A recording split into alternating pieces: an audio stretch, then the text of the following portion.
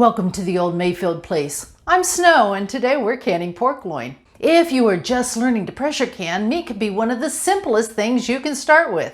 Our grocery store has pork loin on sale for $1.99 a pound, so we purchased about 16 pounds. But we really don't have room in the freezer to store that amount of meat, so I'm going to can it.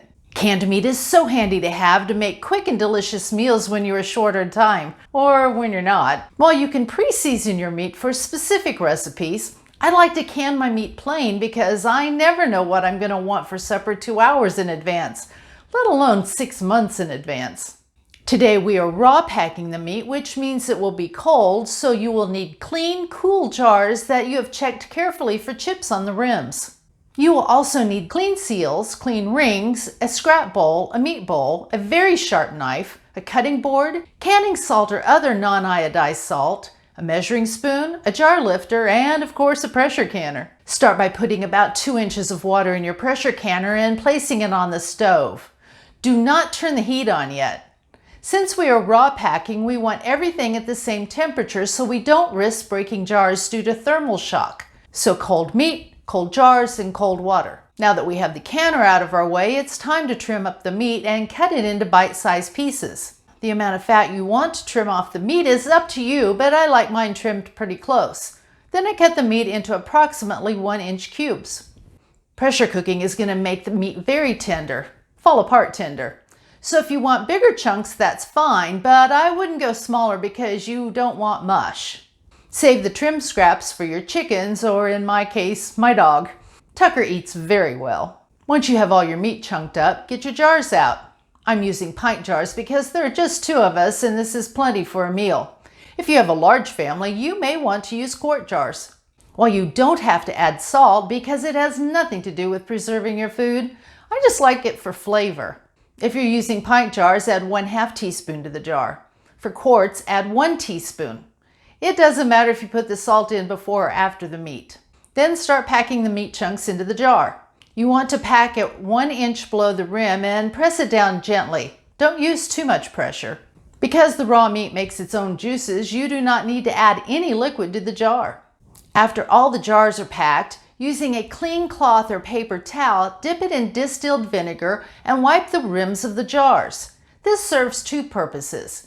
It removes any fats and particles that may have gotten on the rims, and it allows you one last check to feel for any chips or defects on the rims of the jars.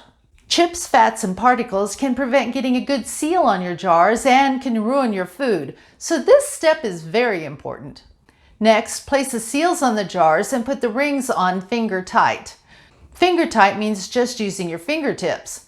Screw on the ring until you meet resistance. Tightening the ring too much doesn't allow the air to escape from the jar during processing and may cause buckling of the seal. Just finger tight is important. Now load your jars into the canner. Make sure you have a rack in the bottom of the canner to keep the jars off the bottom and to prevent the jars from breaking. The water level should come up about halfway on the first level of jars. You do not want the jars submerged like you do when you are water bath canning. Pressure canning relies on steam and pressure to sterilize the food, so you want plenty of space to produce both.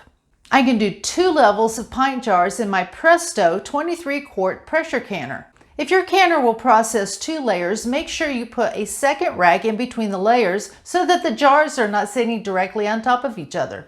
Put the lid on the pressure canner and make sure it is sealed correctly. Refer to your owner's manual for your particular canner on how to do this.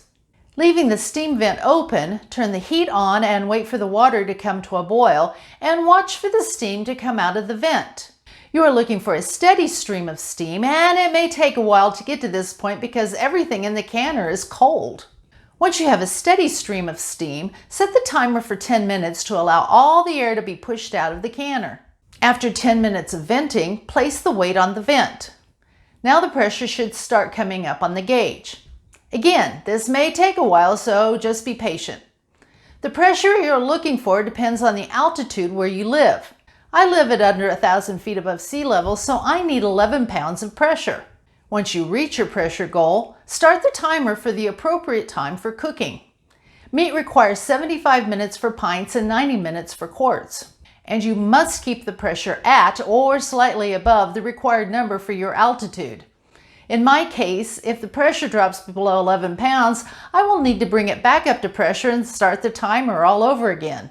My goal is to keep the pressure around 12 to 13 pounds, but don't let the pressure get too high. Adjust the heat as necessary. If you're using an electric pressure canner, it will monitor this for you and you can pretty much walk away. But if you're using a stovetop canner, you will be babysitting it for the entire time to make sure that you have a safe product in the end. Once your time is up, turn the heat off and allow the pressure to come down to 0 on its own. Do not remove the weight to hurry this process. Just walk away and go do a load of laundry or read a book. It's going to take about 45 minutes to an hour for the pressure to come down. Pressure canning is easy, but it's a lot of hurry up and wait. Once the pressure has come down to 0 and the air vent lock is dropped, wait another 15 minutes before opening your canner. When you open it, make sure to rotate the lid so that the steam is directed away from you. While the pressure is gone, the canner is still full of very hot water and you can get burned by the steam. Allow the canner to set open for another 5 minutes before removing the jars to a towel or cooling rack.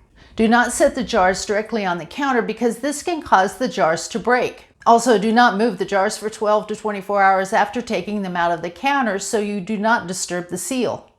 After 24 hours, wash the jars and remove or at least loosen the rings.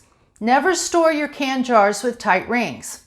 If you have a seal break, you want to know about it so you can throw out that food. If the rings are too tight, it can cause a false seal and you may have bad food that you can't recognize. So either remove the rings or make sure they are very loose. Label the seal with the name of the meat and the month, year it was canned. Store the jars in a cool place out of direct sunlight.